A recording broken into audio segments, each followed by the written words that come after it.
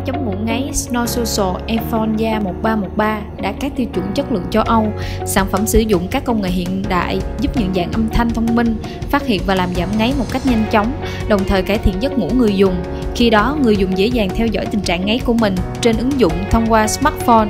Đối với dòng sản phẩm này, chúng tôi cam kết hoàn tiền 100% nếu sử dụng không hiệu quả. Mọi chi tiết xin vui lòng vào website www.siêu thị y tế.com.vn.